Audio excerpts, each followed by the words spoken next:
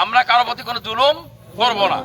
নীলফামারীর সমস্ত রাজনৈতিক দল, সকল ধর্ম এবং সকল শ্রেণী পেশার মানুষকে ঐক্যবদ্ধ করে, একত্রিত করে, সবার সহযোগিতা এবং পরামর্শ নিয়ে নীলফামারীকে আমরা গড়ে তুলবো, এই কথা বলেছিলাম না? তাহলে এখন কি কারোর সাথে আমাদের কোনো বিরোধ করার সময়? কারোর সাথে কোনো বিরোধ সৃষ্টি করা যাবে না। আমাদের উপরে কোনো জুলুম, মানে আমরা কারোর সাথে কোনো জুলুম করব না, কারোর সাথে কোনোভাবেই সম্পর্কের ঘাটতি করব না। কথা বুঝতে পারছি আমরা সবাই?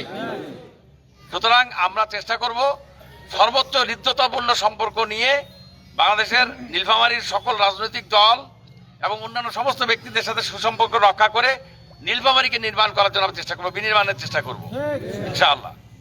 আমরা কারো প্রতি কোনো জুলুম করব না, আর কাউকে কোনো জুলুম করতেও দেব না।